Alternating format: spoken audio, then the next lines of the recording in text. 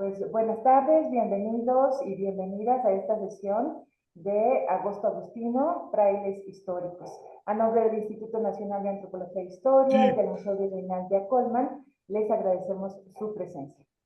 Hoy nos acompaña en este momento la doctora Alicia Meyer, de quien me voy a permitir leer brevemente su síntesis curricular. Ella es investigadora titular C de tiempo completo de la Universidad Nacional Autónoma de México, es doctora en Historia y su área de investigación es la historia colonial. Pertenece al Sistema Nacional de Investigadores nivel 3 y entre los reconocimientos que ha tenido ha sido la mención honorífica en el premio Antonio García Cubas en la categoría de obra científica, otorgada por el INA, el Instituto Nacional de Antropología e Historia, en 2008, el reconocimiento Sor Juana Inés de la Cruz, otorgado por la Universidad Nacional Autónoma de México en 2005, es también tutora de posgrado en Historia en la universidad, y entre sus publicaciones está Juan Antonio Ortega y Medina, Obras, volumen 7, bueno, tiene varios volúmenes, Temas y Problemas de la Historia, de 2019 es el volumen más reciente, Miradas sobre Hernán Cortés, de 2016. Y también entre sus proyectos de investigación está la América colonial, una perspectiva comparada, Nueva España, Nueva Francia y Nueva Inglaterra, y Martín Lutero y la Reforma a 500 años. Pues sin más, dejo la palabra a la doctora Meyer, agradeciéndole que hoy nos esté acompañando. Bienvenida, doctora, y gracias nuevamente. Muchas gracias a ustedes por la invitación, a Elena González Colín especialmente, y a todos los presentes pues por acompañarnos el día de hoy. Me disculpo que ayer tuve problemas para conectarme, pero bueno, eso ya afortunadamente lo pudieron solucionar y con mucho gusto es que estoy aquí. Voy a compartir mi pantalla porque tengo una presentación que compartir con ustedes. No sé si la pueden ver ya. Sí se ve, está en forma de trabajo, pero ahí está, Sí, ya en presentación. ya está. Sí. Pues voy a empezar. He traído una selección de imágenes para ir hablando sobre este proceso tan interesante que inició Martín Lutero en el siglo XVI. Y bueno, pues es una charla que espero, son varias imágenes, espero poderlo compactar en una hora. Y después podemos ya abrir el foro para que si tienen alguna pregunta o algún comentario, con muchísimo gusto lo podemos atender. Entonces, vamos a empezar. Traje varias imágenes sobre lo que fue físicamente Martín Lutero, que nos da también una muy buena idea de la parte psicológica del personaje. Él nace en 1486 en una ciudad germana llamada Eisleben y muere en 1546 en la misma ciudad en que nació, curiosamente porque iba de paso hacia otro lado y bueno, pues le agarró la muerte en su ciudad natal, de tal forma que vive y muere en la misma ciudad de Sajonia, Eisleben. Lutero era de una familia, bueno, podríamos decir casi de clase media, pero sería un anacronismo hablar de una clase media tal vez en aquellos tiempos. La clase media se estaba forjando, se estaba forjando desde el siglo XI, una capa que cada vez fue mayor de individuos que pertenecían a este grupo social.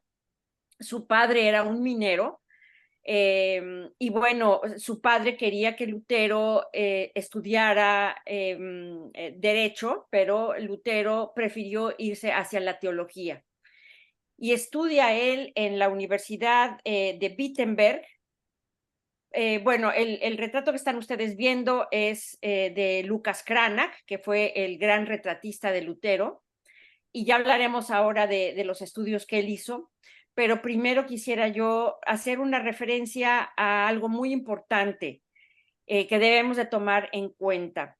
El Lutero es un personaje que vivió y actuó hace 500 años y desde entonces hay una doble vertiente en la historiografía que lo ha juzgado.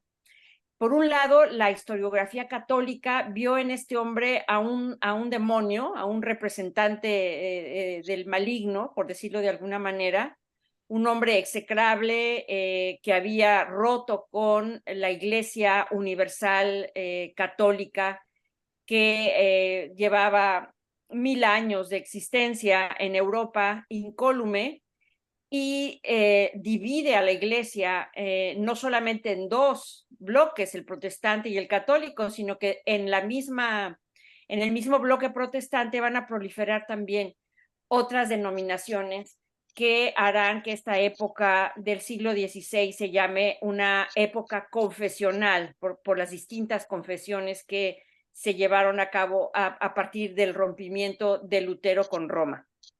Este es por un lado. Lutero es visto de manera muy negativa por la historiografía católica hasta hace muy poco tiempo, digamos los años 70 del siglo XX. Y por otro lado tenemos la historiografía protestante, que desde el siglo XVI ve a Lutero como pues como un santo casi en el mundo protestante, en el mundo alemán, que se le tiene en un concepto realmente pues muy, muy positivo. Entonces tenemos estos dos polos, ¿no? El polo de que es un hombre maligno y el otro polo que es un santo.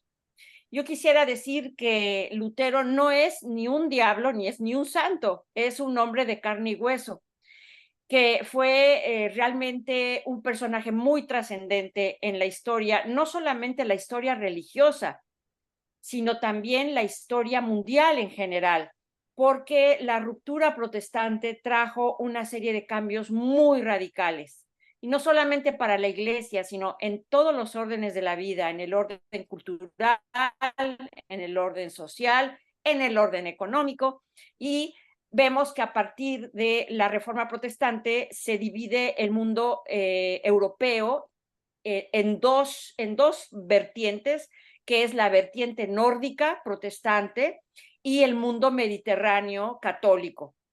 Y esta misma situación geográfica, cultural, va a pasar a América porque Lutero fue contemporáneo al descubrimiento, a la colonización y a la conquista de América, ¿no? Entonces, vamos a ver este mismo conflicto religioso reflejarse en el mundo americano, de tal suerte que tenemos hoy por hoy un mundo nórdico, septentrional, protestante, representado por los Estados Unidos, y un bloque católico representado por las naciones de herederas de este legado hispano-cultural español. Entonces, este mundo queda dividido entonces en estos dos polos, y mucho se debe a este hombre que están viendo en este momento retratado por Lucas Cranach. Acá, segundito, porque soy bastante malita para la parte tecnológica. No he aprendido después de 3 años de necesidades de entrar en el mundo tecnológico. Bueno, otro retrato de Lucas Cranach, que nos refiere a un Lutero un poco más joven que el que les puse al principio, que ya tiene sus canas, ¿no? Físicamente Lutero era un hombre anguloso, era un hombre tosco, tenía un problema de obesidad, digamos.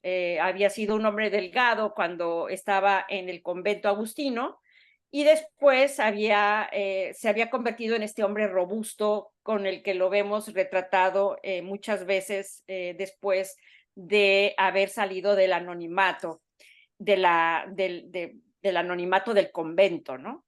Y vamos a tratar un poquito sobre la historia de un poco una síntesis biográfica, digamos, para ir viendo también las cuestiones más importantes. A veces me detengo mucho, hablo mucho, pero que están viendo la imagen, ¿no? No es necesariamente que vaya yo hilando una imagen con otra de manera rápida, sino que vamos pausando las imágenes, que ustedes las puedan ir observando mientras me van escuchando. Lutero entonces nace en 1486 en Eisleben, ya hablé un poco de su familia, él se va a los estudios teológicos, a los estudios religiosos, ingresa en la Universidad de Wittenberg, entra en la Orden Agustina en 1501, estando en Wittenberg hace su doctorado en teología y se convierte en un orador importante, tenía bastante facilidad de palabra, era un hombre muy vehemente, muy visceral, muy entusiasta, a diferencia de otros reformadores como por ejemplo Juan Calvino, otra contraparte de la reforma importantísima, pero que Calvino era más bien un hombre serio, adusto, muy diferente del carácter de este Agustino. En la orden agustina, Lutero empieza a sentir una presión psicológica, por decirlo de alguna manera, porque se esfuerza enormemente en cumplir con los votos que se exige para la orden y empieza a buscar consuelo en la Biblia. Entonces, él fue un gran exégeta de la Biblia, buscando respuestas para las angustias existenciales que llegó a sentir. Y en una de esas, él siente que no es digno de la salvación y leyendo la Biblia se encuentra un pasaje que decía que el justo se salvará por la fe. Y esto fue una revelación para Lutero porque se dio cuenta que a pesar de que él era un hombre que como todos los mortales cae en el pecado constantemente, a pesar de que la voluntad lo llevaba a hacer o tratar de hacer el bien, y esto le producía una gran angustia. Entonces, con este pasaje bíblico, después ampliado en Mateo, él se da cuenta que la fe es una de las cuestiones más importantes y las obras, pues muchas veces quedan subsumidas en esta inclinación de los seres humanos por pecar. Pero bueno, hasta ahí llegó Lutero en ese momento, cuando el superior de los agustinos le pide que lo acompañe a Roma para hacer una visita a la ciudad y Lutero va con él.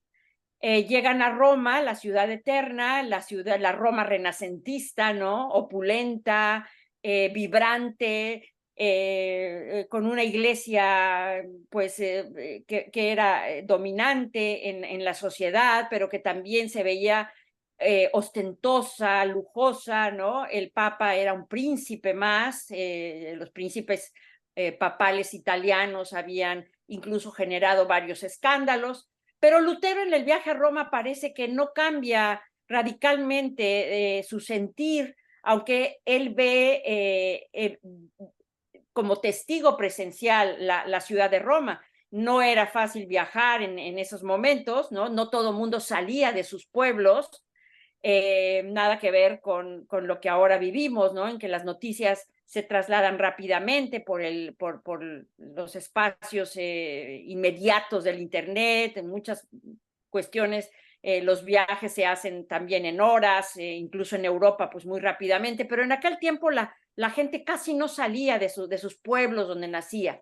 Lutero había salido, bueno, en su convento agustino que estaba en Eisleben, y después trasladándose a la ciudad de Erfurt, que está muy cerca, pero en realidad no había cruzado las fronteras de la Germania. Y él cuando va a Roma, pues ve entonces esta cultura mediterránea, italiana, y regresa a su convento habiéndolo visto, pero no especialmente sacudido por ello. Y he dicho dos cosas que bueno, vale la pena aclarar. La primera es que estamos hablando, por ejemplo, de que sale de Eisleben a Alemania o que llega a Roma, que está en Italia. Y quiero recordarles que en el siglo XVI no existe tal cosa como Alemania o Italia. Las dos regiones son un mosaico de estados distintos que no están unificados políticamente. en el mundo germánico son varios estados, cada estado estaba gobernado por un príncipe, y lo mismo en Italia, y además en Italia pues había no solamente estados italianos, sino también había estados que eran gobernados por ejemplo, por España. A Lutero le toca ser contemporáneo de un evento muy importante que ocurre en la cristiandad en ese momento, y es la muerte en Alemania del emperador Maximiliano de Habsburgo, y queda vacante el trono del Sacro Imperio Germano-Romano a la muerte del emperador. Y entonces hay un juego político muy importante donde se tiene que nombrar a otro emperador. Y dentro de los candidatos al imperio, a la corona imperial, que tenía sede en Augsburgo, pues estaban Enrique VIII de Inglaterra, célebre también por haber matado a varias de sus esposas, haber roto con Roma y en fin, ¿no? Enrique VIII es de los reyes más conocidos de Inglaterra. Estaba Francisco I de Francia, el rey de la Casa Valois, y estaba Carlos I de España, que sería nombrado emperador del Sacro Imperio Germano Romano como Carlos V. Carlos V era un joven de 17 años cuando es elegido emperador. Su padre era alemán, su madre era española, pero él había nacido en Flandes.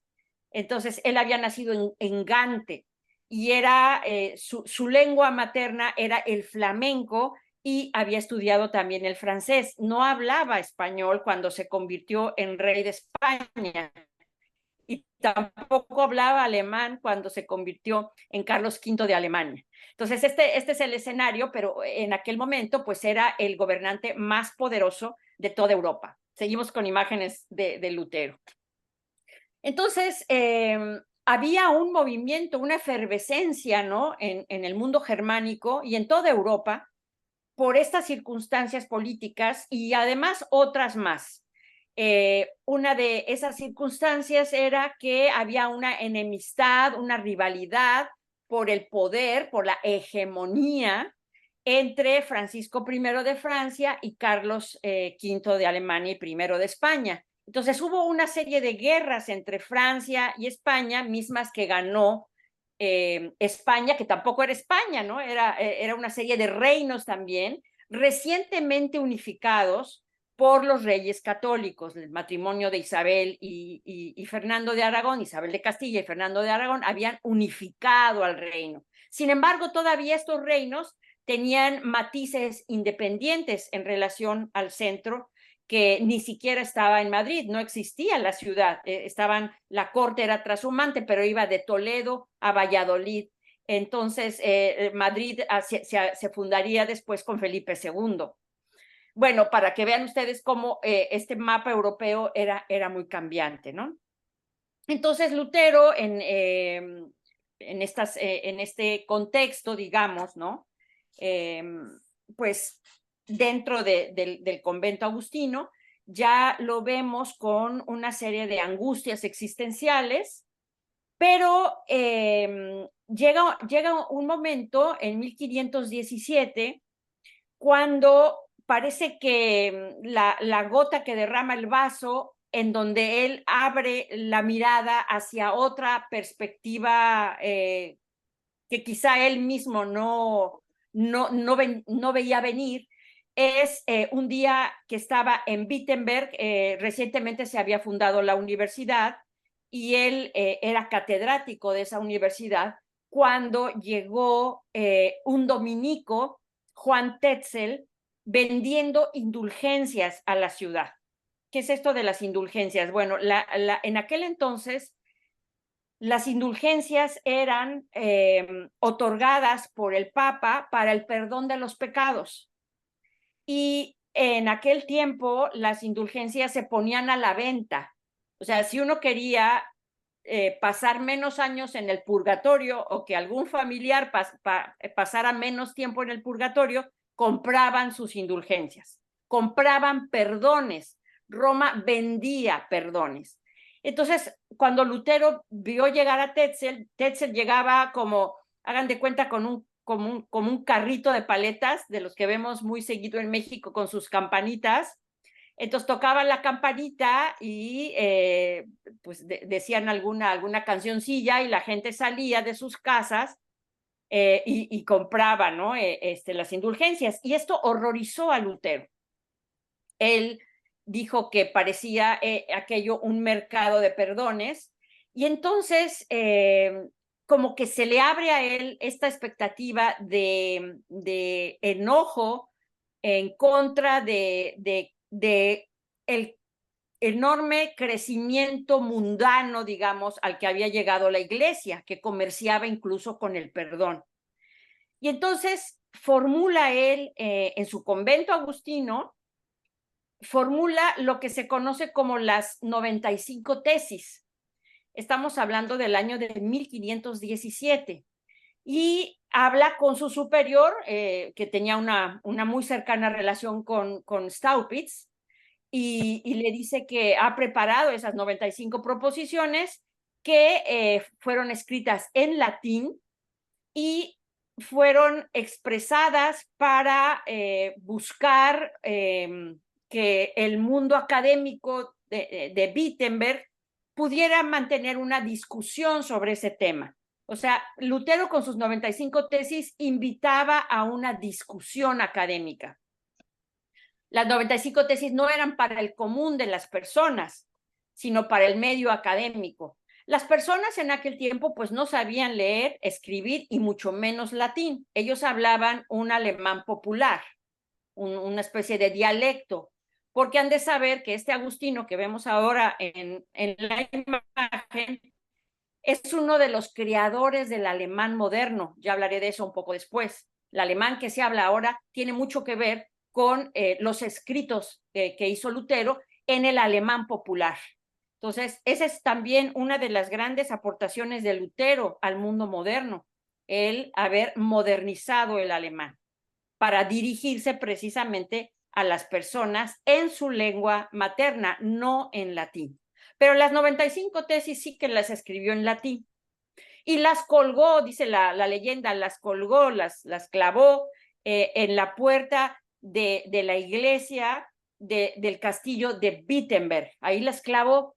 Y entonces, bueno, pues los doctos, los letrados, pues leyeron las 95 tesis que fueron bastante populares, digamos, ¿no? En esas 95 tesis, ¿qué decía Lutero? Bueno, en términos sintéticos, lo que él hacía en esas 95 tesis era criticar la venta de las indulgencias. Pero el problema es que no se quedó ahí. Digo, el problema para la iglesia, por supuesto, es que él fue más allá diciendo que el Papa se equivocaba y que los concilios anteriores también se equivocaban. ¿Qué es esto de concilios? Bueno, la iglesia desde tiempo inmemorial, desde el siglo V, ha hecho concilios ecuménicos, concilios generales, digamos. Y estos concilios servían para tratar asuntos dogmáticos y otros asuntos de orden organizativo de la iglesia. Entonces, Lutero en esa propuesta dijo que no, que los concilios anteriores, los decretos conciliares se equivocaban, cuando la creencia era que lo que salía de los concilios era sagrado, ¿sí? Entonces, estas dos cuestiones molestaron mucho a los dominicos de Wittenberg, porque Lutero había atacado a Tetzel, que era de la orden dominica, y además había puesto en entredicho la autoridad del Papa. Ahí está el quid de la situación.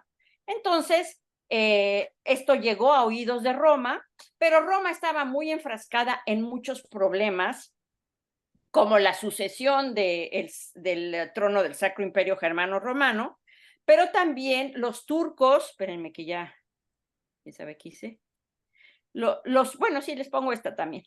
Sí, seguimos con las imágenes, que hay muchísimas. Los turcos iban avanzando. Los turcos, igual me voy hasta Adán y Eva, pero bueno, pues es una charla de cultura general, ¿no? Pero los turcos habían tomado la ciudad de Constantinopla, es decir, el Imperio Romano de Oriente, en el año de 1453. Esto fue también un parteaguas en la historia, porque a raíz de que los turcos toman este paso tan importante hacia el oriente, es que Cristóbal Colón busca, por el lado de Occidente, llegar a China, porque ya no podían pasar por donde estaban los turcos. Entonces, eso motiva el descubrimiento de América, sin más ni menos. Pero los turcos no estaban dispuestos a detenerse en Constantinopla, sino a seguir adelante y conquistar Europa. Entonces fueron avanzando y ya los tenía casi el Papa ahí en las puertas, ¿no? Estaban ya entrando hacia los Balcanes, comandados por este muy famoso gobernante que fue Solimán el Magnífico. Solimán iba entrando ya y logran llegar paulatinamente hasta las puertas de Viena. Pero Carlos V los va a detener. Carlos V es el responsable de haber frenado a los turcos en su expansión hacia el resto de Europa. O sea que decía un maestro mío que gracias a Carlos V no estamos ahorita ustedes escuchándome en árabe y yo hablándoles también en árabe, sino en español. En fin, el Papa estaba entonces muy ocupado con estas situaciones, la enemistad entre Francisco I y Carlos V, luego también los turcos por allá, todas estas cuestiones que en el siglo XVI empezaron a suceder por la unificación de los estados nacionales que se da en el siglo XVI y los intereses diversos de cada país.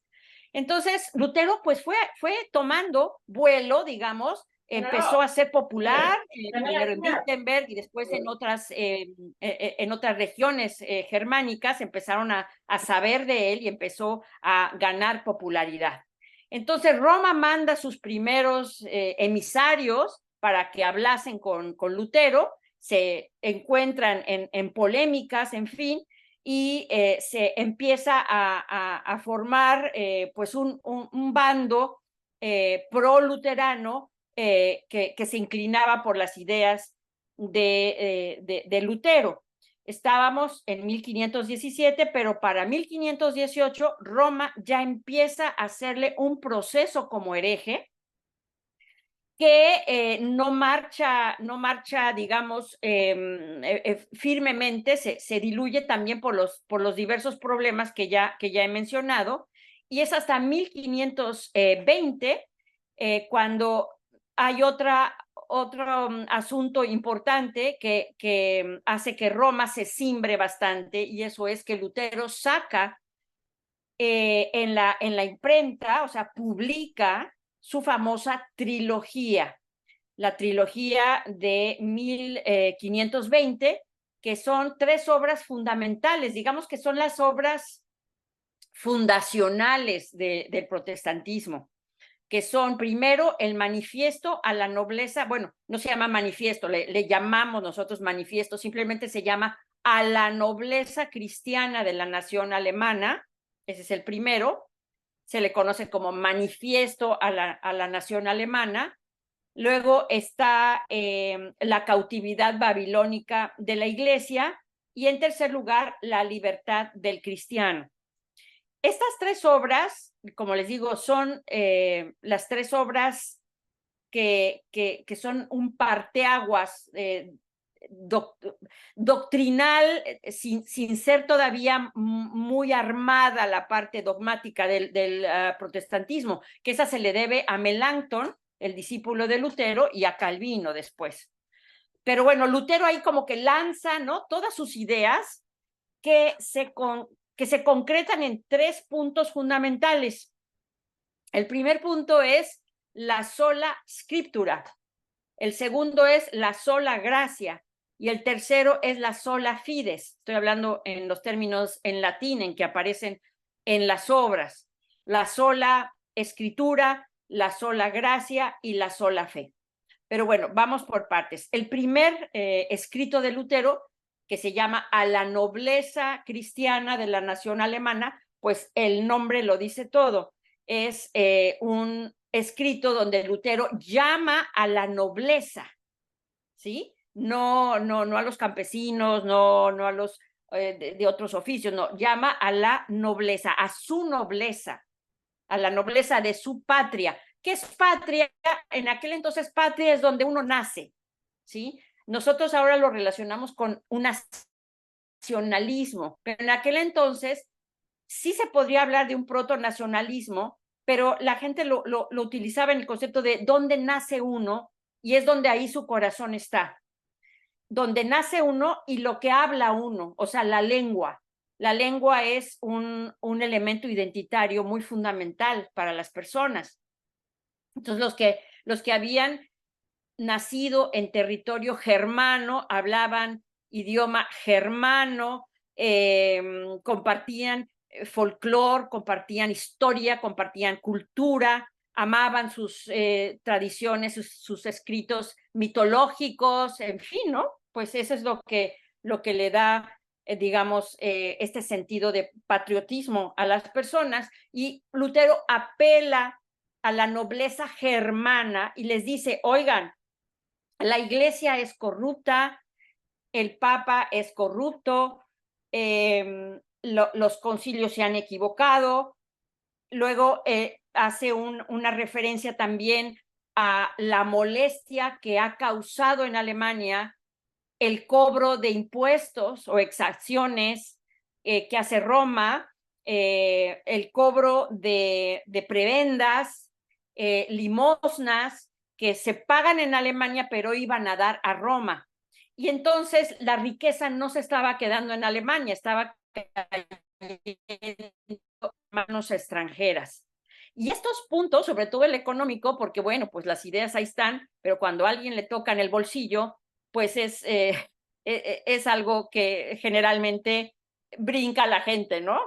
Y en este momento, pues le picaba a Lutero la cresta a los nobles diciéndoles, el Papa se equivoca, no ha leído bien, no ha interpretado bien la Biblia, no es posible que solo el Papa pueda interpretar la Biblia porque él se equivoca, etcétera, etcétera. Pero también está esta situación económica que ya estamos hartos, ¿no? De estar pagando impuestos con lo que estos construyen la magnífica iglesia de San Pedro, que se hizo precisamente con los dineros de Alemania.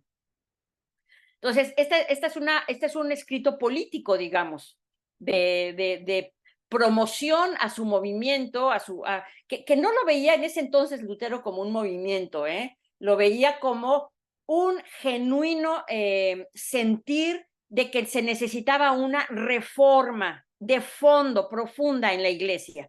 En este momento Lutero no concebía el separarse de Roma, simplemente en reformarla. Tanto es así que los otros escritos se los dedica nada menos y nada más que a Carlos V y lo invita a que se reforme la iglesia, ya que el Papa no le hace caso, pues a ver si el emperador sí le hace caso, ¿no? Entonces él le muestra al emperador no la parte compleja de la teología, ¿sí? Sino la parte más práctica de cómo se estructura la iglesia a través de un autoritarismo, según Lutero, pontificio, donde la clase eclesiástica está, según él, también bastante corrompida. Y en los otros dos escritos, lo que es sobre todo la libertad del cristiano, ahí es donde esgrime él esta parte doctrinal teológica que ahora voy a explicar. Y en cuanto a la cautividad babilónica de la iglesia, el nombre se refiere a aspectos históricos bíblicos, ¿no? Donde cae la iglesia de Babilonia por la corrupción. Es una cuestión histórica de miles de años atrás que estaban en la Biblia y en fin, pues Lutero utiliza este título de la cautividad de Babilonia, ¿no? Por los pecados de Babilonia, y eso lo usa como una metáfora, como un símil, para explicar la situación que vivía la iglesia en el siglo XVI. Para Lutero, la iglesia se había ido corrompiendo durante toda la Edad Media, y él proponía en sus escritos volver al cristianismo primitivo. Lutero no propone una cosa revolucionaria, una cosa de más allá, hacia el futuro, un proyecto de largo alcance hacia adelante. Él se va para atrás. Él dice, es que estaba muy bien la iglesia en los años recién después de la muerte de Cristo, estas comunidades primitivas del cristianismo que observaban una moral, una ética, una honestidad de costumbres, la simpleza del cristianismo, ¿no? La imitación de Cristo, todo eso había que volver ahí, dice, y quitarnos todos estos ropajes que no son auténticos, que han ido construyéndose durante toda la Edad Media. Entonces, la propuesta era más bien ir a los principios del Evangelio. Por eso, el movimiento de Lutero no se llama ni protestante ni luterano, se llama evangélico. El término de protestante va a surgir, por supuesto, rápidamente en 1540, por razones políticas, y una vez se las digo por si se me olvida más al ratito o luego me lo recordarán, pero se llama así porque cuando Carlos V convoca sus asambleas, que se llaman dietas, él convoca las asambleas y necesita el apoyo de los príncipes alemanes para combatir al turco que está por ahí dando lata, y entonces los príncipes le piden a Carlos tolerancia religiosa para el movimiento evangélico, y en ese momento se los niega Carlos, y entonces los príncipes protestan, entonces se llaman protestantes, los príncipes protestantes, pero de ahí se va a quedar el nombre de protestante para esta nueva confesión. Bueno, entonces, explicación muy sencilla, muy somera de lo que es la doctrina que propone Lutero en estos escritos. Bueno, la sola escritura. ¿Qué es esto de la sola escritura? Lutero estaba convencido de que todos los cristianos debían leer directamente la Biblia. O sea, ir directamente a la lectura de las Sagradas Escrituras. ¿Por qué? Porque el mismo problema de interpretación había salido de la iglesia. La iglesia era la intermediaria en cuanto a, bueno, era la intermediaria entre las personas y entre las personas y Dios, ¿sí? Entonces, Lutero dice que hay que quitar a la iglesia como intermediaria y poner la Biblia en las manos, ahí estamos viendo curiosamente, ¿no? Él está con la Biblia en las manos, poner en las manos de las personas. Pero bueno, ¿qué van a hacer las personas si no entienden la Biblia? Porque la Biblia pues está escrita en hebreo, está escrita en arameo, después San Jerónimo hace la Biblia que circulaba en el siglo XVI en latín, pero la gente no sabe esa lengua. Entonces Lutero, un poco más adelante, no en este momento, más adelante, 1522, 23 y hasta el 24, se tarda 3 años traduciendo la Biblia al alemán para que toda la gente de Alemania pudiera leerla en su propia lengua, que se llama lengua vernácula. Entonces todos deben de leer la Biblia. ¿Por qué? Porque la Biblia no es otra cosa más que la palabra de Dios. Y la persona puede conocer directamente la palabra y el mensaje de Dios si lee con su juicio y entiende las sagradas letras. Esa era el primer pilar, digamos, de esta mesa, ¿no? Que va a poner Lutero, este banquete doctrinal que va a sugerir. Lo segundo es la sola gracia. ¿Qué quiere decir Lutero con esto? Que solamente Dios concede la gracia a las personas. Los sacramentos no conceden la gracia, nada que haga la Iglesia la concede, únicamente Dios la insufla en las personas, y por eso también hubo un rompimiento muy, muy dramático con la Iglesia, porque Lutero acaba negando los sacramentos.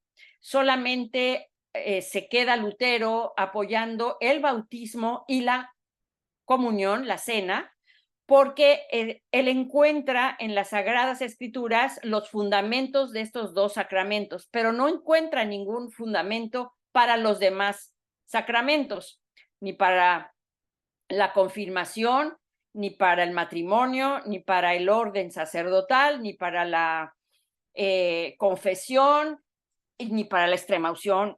No hay para él un antecedente en las Sagradas Escrituras. Entonces él desecha estos sacramentos y se queda con dos, que son el bautismo y la Eucaristía. Él evita la palabra Eucaristía, le llama el pan y el vino. Una de las grandes críticas de Lutero también fue que la Iglesia no daba el sacramento en las dos especies, nada más lo daba en el pan, pero no daba en el vino. Eso también era una condena de Lutero a la Iglesia. Y el bautismo, él sí creía en la inmersión de los infantes en el agua como un símbolo de purificación, y también como un pacto que hacía este nuevo ser, esta nueva criatura, con con Cristo. O sea, Cristo en su simplicidad, digámoslo así. Entonces, así quedan la cuestión de los sacramentos. Obviamente la Iglesia pues lo tacha de hereje casi inmediatamente por estas aseveraciones. Y luego viene la parte tercera, la parte de la sola fe. Y para Lutero, solo la fe permite la salvación de la persona. O sea, la persona debe creer firme y profundamente en la promesa de Cristo, y con eso basta para poderse salvar. Es decir, las obras que haga la persona no le sirven para ganarse los cielos. Es solamente la fe la única que puede salvar al hombre. El justo se salvará por la fe, de ahí había él leído ese pasaje. Y de ahí que algunas de las cuestiones que él argumenta son el famoso pecca fortiter et fortius fide, o peca fuerte y cree más fuerte. La fe era el vehículo de salvación y no se necesitaba nada más. No se necesitaba la jerarquía eclesiástica. De hecho, pues queda inhabilitada, ¿no? Toda la clase sacerdotal queda inhabilitada porque eran los encargados de administrar los sacramentos, de ser intermediarios entre las personas y Dios, de interpretar los sagrados textos y toda la patrística, y pues ya ante esta situación se volvían obsoletos, la clase eclesiástica se volvía obsoleta. Y Lutero lo que dijo es: todos somos sacerdotes de Dios, o sea, todos los hombres son sacerdotes. Se llama sacerdocio universal a esta situación. Voy a darle un cambio, ya seguimos con las imágenes. Lutero tiene muchas propuestas teológicas. De hecho, déjeme ver qué hora es, porque pues ya casi. Voy a ir un poco más rápido. Tiene muchas propuestas muy interesantes que son complejas doctrinalmente, como por ejemplo, solo por mencionar una, su teoría del albedrío siervo en contra de la libertad del albedrío. El mundo católico, y después de la Reforma lo reforzó así, cree que el hombre tiene libertad, su voluntad es libre para decidir entre el bien y el mal. Y en Lutero y en el protestantismo en general, no no es esta la creencia de la libertad del albedrío, sino de un albedrío siervo a la voluntad de Dios, donde se piensa que todas las acciones humanas están determinadas por la voluntad de Dios. Por decirles algo también de esto, ¿no? Esto todo viene integrado en estas tres obras fundamentales de las que les he hablado. Entonces, una vez que sale esta trilogía, pues ya es además una cosa histórica muy, muy trascendente, porque se acaba de inventar prácticamente 50 años antes de que salieran estas obras o menos, la imprenta por Gutenberg, un alemán también. Y entonces el eco de Lutero fue enorme porque las obras fueron impresas, fueron publicadas y se distribuyeron por todas partes, llegaron a todos los rincones de Europa y entonces empezó a ser efervescente la cantidad de partidarios que empezó a generar el protestantismo, ¿no? Primero el mundo evangélico y luego ya el protestantismo en sus diferentes vertientes. Entonces, ahí sí ya no quedó de otra más que ya Roma le llama la atención este frailecito, ¿no? Que está muy latoso, y lo voltean ya a ver, dejan por la paz las cosas, otros asuntos europeos y dicen, bueno, ¿qué está pasando en Alemania, no? Alemania está efervesciente en la herejía y mandan al cardenal Cayetano, Tomás del Vío, San Cayetano, después nombrado santo por la Iglesia, que se entrevista con Lutero y se da cuenta que Lutero no va a cambiar, está en sus 13, ¿no? Y sale de Roma una bula, la bula Exsurge Domine, donde se le considera proscrito por la Iglesia. El 3 de enero de 1521, la Iglesia declara su excomunión en la bula Decer Romanum Pontificem, que es una bula famosa por esto, y en 1521 se le cita a Lutero en la ciudad de Worms, en Alemania, donde por primera vez va a estar en presencia del emperador. Lutero tenía casi 40 años cuando llega a Worms, 37 para ser exactos, y el joven Carlos tenía 21 años. Era una diferencia de edad y de experiencia pues considerable, ¿no?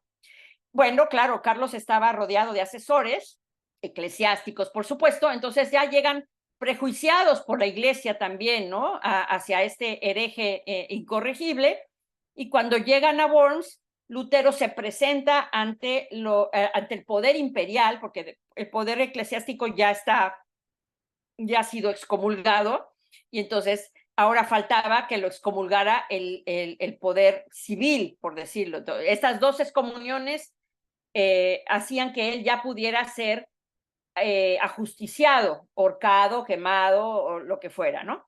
Pero se necesitaba también la venia del imperio. Entonces, Lutero va a Worms y en presencia del emperador le piden que se retracte de sus obras, cosa que él se niega a hacer y dice, yo aquí estoy, estas obras yo las escribí, estas ideas son mías, no me retracto de ellas, y si alguien tiene alguna objeción, que me demuestre a través de las Sagradas Escrituras que estoy equivocado. Entonces, el 8 de mayo de 1521 sale el Edicto de Worms, que lo declara ya un hereje proscrito de la Iglesia. Sigo con estos varios retratos, me voy un poquito más rápido porque tengo aproximadamente 10 minutitos. Estas son imágenes de Lutero, poniendo en la puerta del castillo de Wittenberg sus 95 tesis, Tetzel, el dominico que vende las indulgencias, tenemos este grabado, tenemos las portadas de las obras, que es de la libertad del cristiano, la cautividad babilónica de la iglesia. Este es el Papa León X Medici, que le toca enfrentar en una primera instancia a Lutero. Él es el que excomulga a Lutero con la bula Decer Romanum. Aquí está la portada de la bula contra los errores de Lutero. Aquí está Lutero compareciendo ante el emperador en Worms. Es mala la imagen, me disculpo por ello, pero la saqué de un libro. Bueno, pero recapitulando, ¿no? Todo lo que he dicho, aquí está otra imagen de Worms frente al emperador y a los clérigos. Por ahí incluso hasta interesante es que haya mujeres en la dieta, ¿no? La dieta, como les digo, son asambleas para dirimir cuestiones locales, regionales e internacionales. Aquí está Lutero predicando, era un gran predicador, tenía les digo a ustedes, una vehemencia, un carácter exaltado, entusiasta, ¿no? Jalaba bastante gente. Y la Biblia, traducida al alemán, o sea, estoy enseñándoles las imágenes de lo que ya había yo dicho anteriormente, pero gráficamente aquí lo tienen, porque son estos tesoros históricos que se conservan en diferentes museos, archivos, en fin. Esta imagen alegórica de Lutero como un agente que cosecha verdades. Lucas Crana, que es otra vez el pintor, fue el pintor de la familia. Esta ya es una imagen de Lutero con la tonsura, con el hábito agustino, pero ya caricaturizado por el mundo católico, ¿no? Ya le sacaron un ojo, le pusieron un candado de bigote, como ahora se hace muchas veces con los pósters que vemos en la calle, que mucha gente los retoca a manera de caricatura, ¿no? Esto cayó en manos del mundo católico. Es también una doble propaganda que va de los dos lados, tanto del mundo protestante atacando al Papa como del mundo católico atacando a Lutero. Bueno, ¿qué pasa con Lutero? Aquí está otra de las caricaturas del mundo católico. El diablo está haciendo sonar sus trompetas, ¿no? Para convencer a este hombre de seguirlo, de seguir al demonio e inyectar el mal en el mundo. Esta está muy fea, por eso mejor la quito, pero esta está precioso cuadro, un retrato de Carlos V, ¿no? El gran pintor de la corte de Carlos. Hay varias pinturas de Tiziano sobre el rey de España, emperador de Alemania. Este grabado, por ejemplo, que está representando a Carlos V en su caballo y abajo está pisando el caballo a todos los herejes, empezando por Martín Lutero, que tiene ahí su nombre, pero también los otomanos y los herejes de principios del cristianismo. Bueno, aquí hago un alto, esto ya es la segunda parte. Bueno, aquí es para presentarles a la esposa de Lutero, porque Lutero sale, aquí me voy a quedar un momento, Lutero sale de Worms. ¿Qué pasa después? Pues uno podría pensar que lo van a atrapar saliendo de Worms para irlo a quemar en la hoguera, como había pasado con Juan Hus y Jerónimo de Praga, otros rebeldes contra la iglesia que habían sido ajusticiados de manera cruel después de haberles hecho un concilio condenatorio, ¿no? Pero ¿qué pasa? Lutero sale de allí y es de camino en el bosque, es secuestrado por gente que manda el príncipe Federico III, conocido como Federico el Sabio, que había sido protector de Lutero, le había llamado la atención la propuesta de Lutero, y los príncipes además eran bastante proclives a rechazar el poder centralizador del imperio. Más bien ellos eran más federalistas, digamos, ¿no? Entonces atacaban o recelaban del poder imperial. Entonces, Federico fue un protector de Lutero, lo secuestran y se lo llevan escondido a un castillo en Eisenach, en una ciudad cercana, el castillo de la Warburg, que ahora es un museo, por supuesto, donde Lutero va a permanecer 2 años. Y ahí es donde él va a traducir la Biblia al alemán y va a hacer varios escritos. Muchos de los cánticos navideños que ahora conocemos se han pasado del mundo germánico al mundo mediterráneo, pues sería sorprendente, ¿no? Que no supiéramos que varios de ellos son de la autoría de Lutero. Entonces él escribe algunas cosas, pero sobre todo esta monumental obra de traducir la Biblia. Y cuando sale de la Warburg se casa con una ex monja, porque la reforma empieza a radicalizarse, empieza a salirse de las manos de Lutero. Él es como si hubiese dejado, ¿cómo decirles? Algo así que sale de sus manos y que toma otro curso en las mentes y en las conductas y en los procedimientos de las personas, como suelen ocurrir estas situaciones, ¿no? Entonces, la radicalización de la reforma se empieza cuando él está encerrado en ese castillo de la Warburg, porque el mundo evangélico ha perdido a su líder, está metido ahí, ha desaparecido, se queda sin cabeza el movimiento, entonces empiezan a surgir líderes muy radicales que empiezan a destruir conventos, obras de arte, obras litúrgicas, cálices,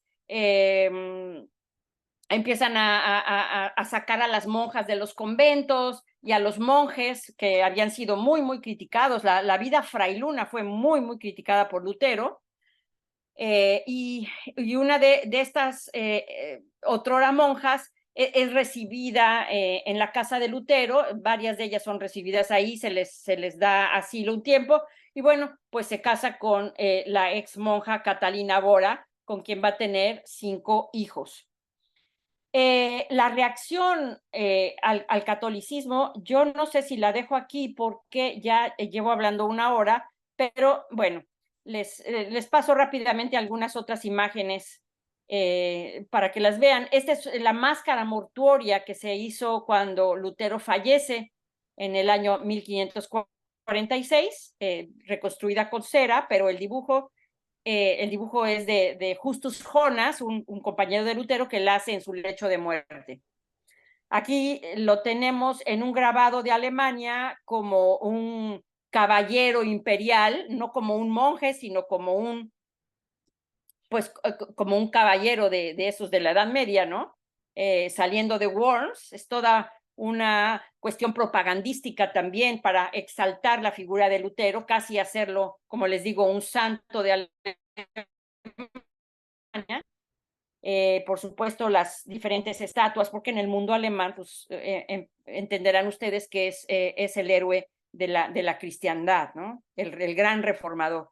Y la reforma radical que empuja a Europa a una guerra tremenda entre confesiones que va a durar 40 años o más, casi un siglo, yo diría, que va a durar esa guerra confesional en Europa hasta 1648. Bueno, las guerras siguen, ustedes las pueden ver en cualquier momento que prende uno un noticiero, las espantosas matanzas por cuestiones políticas poco incomprensibles, pero bueno, Europa se desangró mucho por las guerras confesionales, las guerras religiosas que siguieron a la Reforma, porque el movimiento evangélico se fue expandiendo y ganó toda Alemania, toda Austria y todos los países nórdicos, pero después la Iglesia Católica, cuando se reforma, que es tema de otro conversatorio, la Iglesia Católica se reforma y a través de la Compañía de Jesús recupera algunos territorios que se habían perdido para el catolicismo.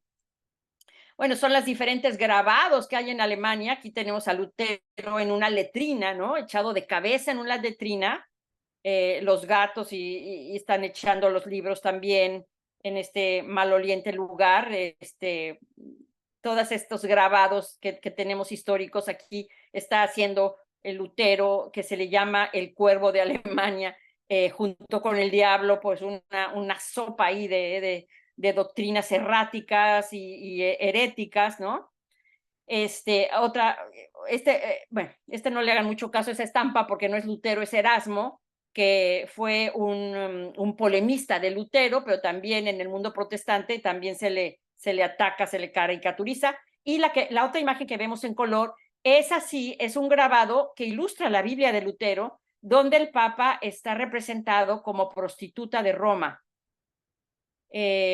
Aquí otro de los grabados donde la corte papal es llevada hasta al infierno y triunfa la verdad del protestantismo.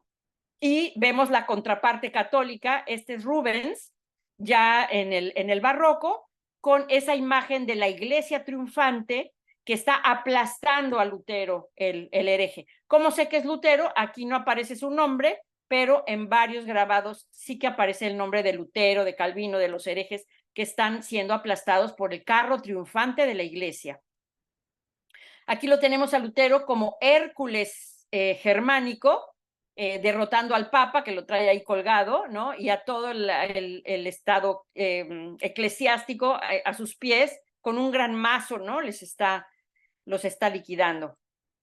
Otra que es Lutero encima de Aleandro, uno de los teólogos católicos, que está representado como diablo. El protestantismo representado como hidra de 7 cabezas. La hidra era un animal mitológico donde se le cortaba una cabeza, salía otra, se le cortaba y volvía a salir otra. Y así era un problema que no tenía fin, que no se le podía dar término. Siempre salía una cabeza que venía a descomponerlo todo.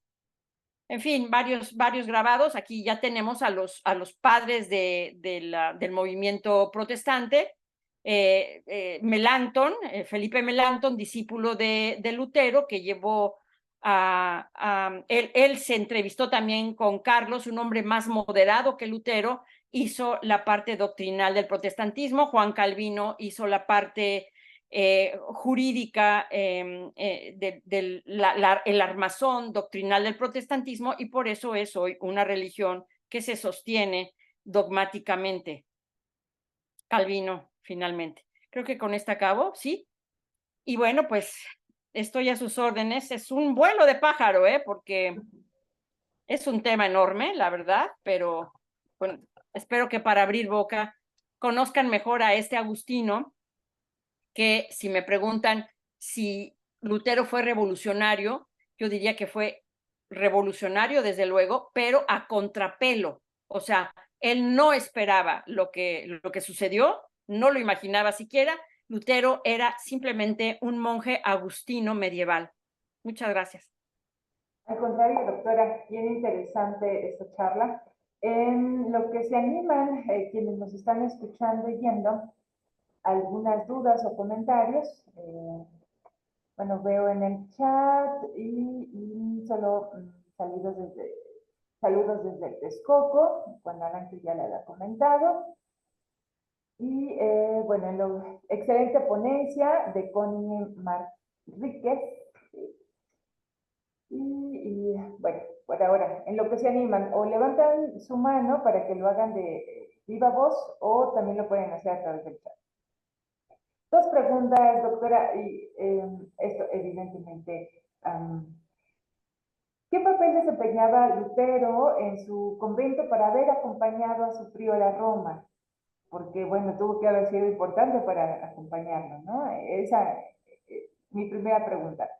Y la segunda, si bien que ya comentaba que se le escapó de las manos a Lutero todo este proceso, ya no intervino después ni dogmática, ni con más textos o algo después de que el príncipe Federico lo rescatara, ¿no? Supongo que lo protegió. Sí. Y ya no participó más. También... No, hombre, qué bárbaro, sí. Voy a contestar primero la segunda. Son en Weimar, Alemania actual, en el archivo de Wolfenbüttel y en otros, tienen 64 volúmenes de este grueso de escritos sobre Lutero. Yo solo les mencioné esos 3, pero hay muchísimos otros, 64 volúmenes, imagínense nada más de la pluma de este hombre, ¿no? Cosas muy importantes, digo, nada más con la traducción de la Biblia ya hubiera quedado más que redimido, ¿no? Como escritor, pero la trilogía es lo más importante, pero tiene otras muchas. Tiene comentarios sobre los Gálatas, tiene comentarios de San Pablo, tiene lo que se llama charlas de sobremesa, donde sus discípulos iban tomando notas de lo que él decía. Cartas a todo Dios, hay muchísimas cartas que se escribió con varios personajes de la época, y hay varias obras, algunas están traducidas al español. si tienen ustedes interés. Las 3 obras están traducidas al español. Se tradujeron no me acuerdo qué editorial, pero es argentina, en los años 70. Y luego recientemente Teófanes Ejido, un historiador español, hizo un estudio introductorio y también algunas de las obras, incluyendo las 95 tesis y muchas otras. Es un libro bastante grueso también. Sí hay varias, se pueden conseguir los textos políticos en la editorial Tecnos, porque Lutero, ahorita les di apenas una pintadita, una pincelada, pero él estuvo metido en muchas cosas. Cuando se radicaliza la reforma, hay un levantamiento campesino en 1524, tomando sus ideas, pero malentendidas. Los campesinos se les predicó sobre la libertad de la que hablaba Lutero, pero Lutero no hablaba de libertad como Locke, ¿no? Como Jefferson, no era ese tipo de libertad, era libertad espiritual, la libertad de leer las escrituras y comunicarse con Dios y tener esta comunión, pero no libertad política ni libertad económica. Entonces, cuando los campesinos se levantan, piden libertad. Y entonces el mismo Lutero dice, mátenlos a estos porque se están alzando en contra del orden divino, ¿no? Y entonces hace una serie de escritos también que sí están accesibles en español.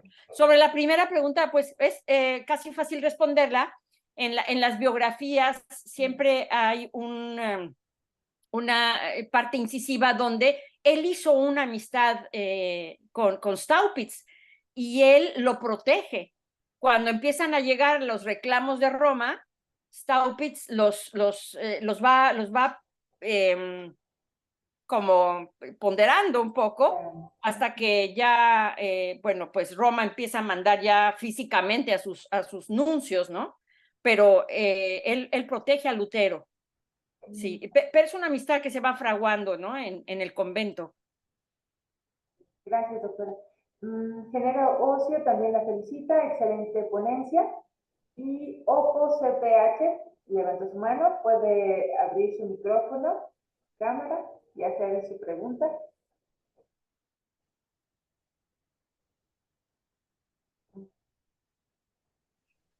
¿A quién, perdón, mencionó? A usted, justamente. Sí, muchas gracias. Excelente ponencia. Oiga, entonces, en los primeros años del siglo XVI, ¿todavía España no estaba bien consolidada? Esa es la primera pregunta. Y la segunda, si las obras de Lutero llegaron en esos primeros años a la América colonial, ¿y qué pasó? Si es que llegaron. Es todo. Gracias. Saludos De desde nada, Cuanal. claro.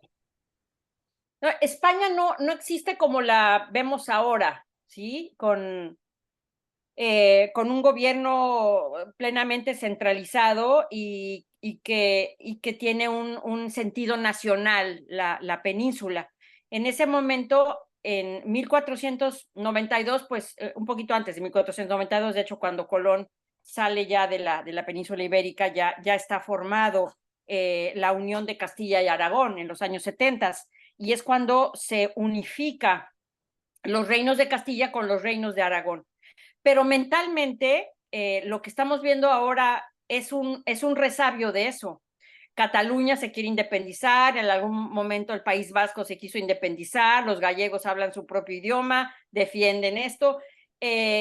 Nunca acabó de aglutinarse los reinos españoles, aunque políticamente estaban centralizados en la cabeza de los reyes católicos y después de los reyes Habsburgo, los austriacos que siguieron y luego los Borbones, no había este espíritu de unificación total como lo conocemos ahora. No existía España como nación, eran un cúmulo de reinos bajo la corona, regidos por la corona de Castilla.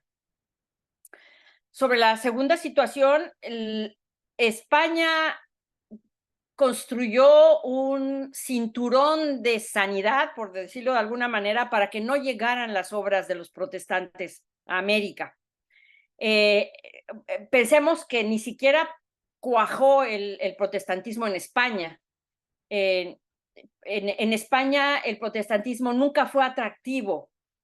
Fue atractivo para pequeñas comunidades que fueron reprimidas y suprimidas por Felipe II.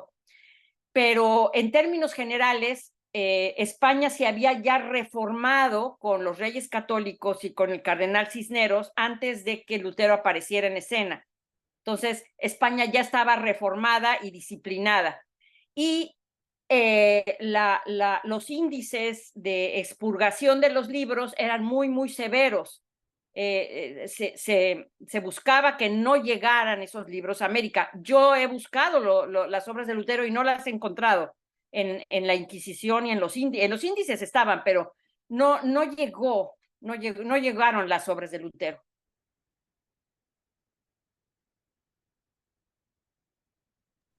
Gracias, doctora. Creo que ya no tenemos comentarios por acá en el chat. ¿Alguien más que desee?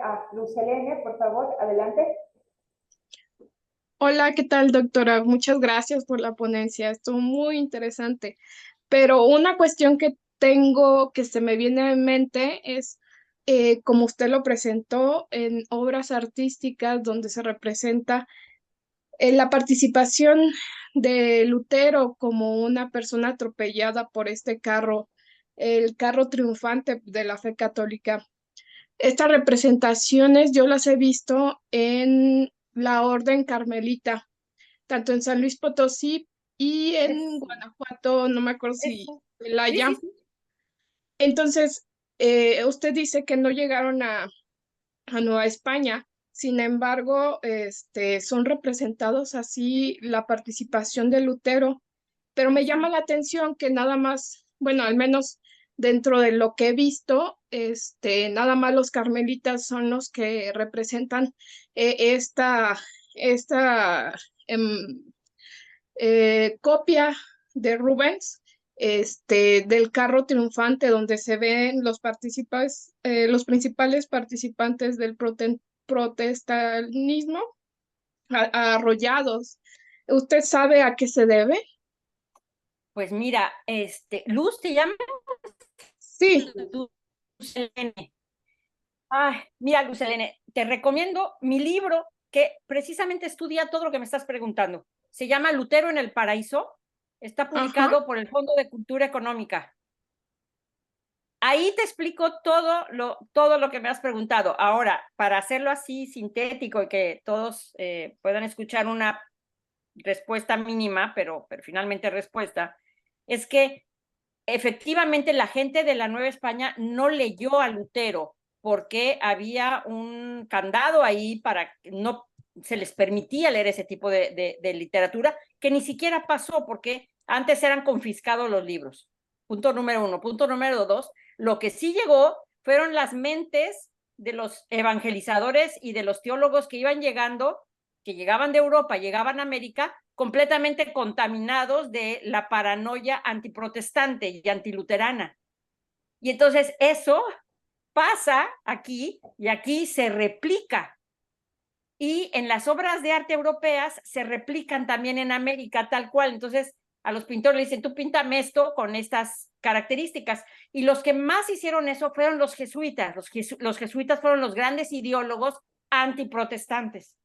Entonces, cuando encargaban obras de arte, había siempre el mensaje de aquí no queremos la herejía, y si alguien osa pensar o leer estos libros, va a acabar debajo del infierno o del carro triunfante de la iglesia. Pero te recomiendo mucho ese libro porque es precisamente por donde yo partí para hacer esa investigación.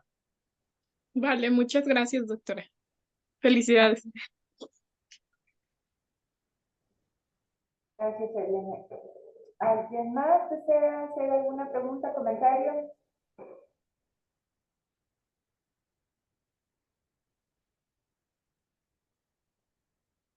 Pues creo que no, doctora. Y nos quedamos entonces en que la felicitan por la ponencia. Y con saludos desde Texcoco y Cuenalán. Y ya sería todo, doctora. Muchísimas gracias, Elena. Ha sido un placer estar con ustedes. Permítame, ya María Cristina levantó la mano, quiere hacer una pregunta. Adelante, María Cristina.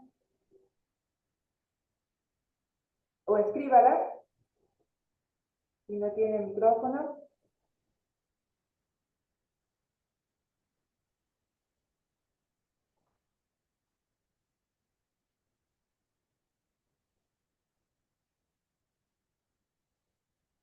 Dice María Cristina, ¿Lutero hubiera tenido posibilidad de reformar la iglesia? Lutero reformó la iglesia. No fue una posibilidad. Lutero reformó la iglesia. Lo que pasa es que la reforma de Lutero no fue admitida por Roma, por la iglesia tradicional. Ahí hubo el rompimiento de esta iglesia milenaria universal que se dividió en la iglesia católica romana y las iglesias cristianas, las confesiones cristianas. Ahora, lo que hizo Lutero obligó a la iglesia de Roma a reformarse y lo hizo en el Concilio de Trento, que va del año de 1545 a 1563. Y eso reforma de fondo a la iglesia, no solamente desde el punto de vista doctrinal, sino desde el punto de vista de las costumbres. Esa es una reforma duradera y amplia que dura hasta 1965, hasta el Concilio Vaticano II, que se vuelve a hacer un replanteamiento de los sustentos doctrinales de la iglesia. Sí, el comentario de María Cristina solo suma, pero que no hubiera habido protestantismo. ¿Por qué? Pero que no hubiese sido en este bloque protestante, ¿no? Si, supongo que María Cristina quiere decir que solo por sí mismo Lutero, sin provocar. Ya la entendí, entiendo perfecto su pregunta. El hubiera es, ¿cómo decir? En la historia no hay hubiera, sino hubo, ¿no? Claro que es muy divertido pensar en que el hubiera, ¿no? Que hubiera sido aquí, que hubiera sido allá, pero no fue lo que pasó. Pero vamos a especular. Si hubiera sido abrazado por la iglesia y la iglesia hubiera reformado, pues quién sabe qué hubiera pasado después, pero no hubiese habido un rompimiento quizá en ese momento, quizá después sí, quizá no. Porque es un poco lo que pasó con San Francisco de Asís, ¿no? Su movimiento fue como visto con sospecha, pero la iglesia finalmente lo asume y lo abraza y lo conduce hacia su propio interés, ¿no? Y a Lutero no lo entendió. Ahora, ¿por qué no lo entendió? Por todas las circunstancias que expliqué muy rápidamente, pero sobre todo porque Lutero no estaba a favor del Papa, de la figura pontificia como autoridad de la primicia de la autoridad, no. Para Lutero, todos los hombres son iguales al Papa. Y eso es lo que la iglesia no podía, ¿no? Aceptar de ninguna manera. Sí. Genaro pregunta, ¿sería posible que la iglesia quite la excomunión a Lutero? Yo creo que con lo último que acabo de decir, será difícil. Bueno, ha habido un acercamiento pues desde Juan Pablo II, pasando por el Papa alemán, ¿no? Benedicto XVI, Papa alemán, finalmente, ¿no? No Papa italiano, Papa alemán. Y ahora con Francisco hay acercamiento en el sentido de un ecumenismo que también se abre con el Concilio Vaticano II. No sé si eso acabe con la excomunión de Lutero, pero hay ya un diálogo abierto entre las iglesias. Desde luego ya no es la iglesia católica ya no condena al infierno a la iglesia protestante hoy en día, ¿no? Que se le quite la excomunión, no lo sé. Sí, claro. Dependerá si la iglesia protestante incide sobre eso, ¿no? Pues Yo sí. no he escuchado No nada. creo que les importe mucho a la iglesia protestante que esté excomulgado por la iglesia católica. Pero pues si la fundamos otra, ¿no? Entonces, pues bueno, Connie Manríquez dice, en la biblioteca de la Universidad de Michoacana, se localiza en el antiguo colegio jesuita, tienen libros expurgados. Y que todo estuvo muy interesante. Muchas gracias. Sí, los libros expurgados se pueden ver en la Biblioteca Nacional, en varias bibliotecas, pero no he encontrado yo una obra de Lutero. Físicamente no la he encontrado. Ojalá que la encuentre, sería muy emocionante. Sí, claro. Muy bien, entonces creo que hasta aquí llegamos. Entonces, doctora, ahora sí, pues le agradecemos de verdad esta charla bien interesante y yo creo que seguirá despertando el interés y esperamos que así sea entre quienes nos escuchan para que sigan investigando un poco más. Muchas gracias, Elena. Gracias a todos y buena tarde, ¿eh? Buena tarde, hasta luego y gracias a todos ustedes por estar con nosotros el día de hoy. Gracias, doctora Meyer. Muy interesante su charla.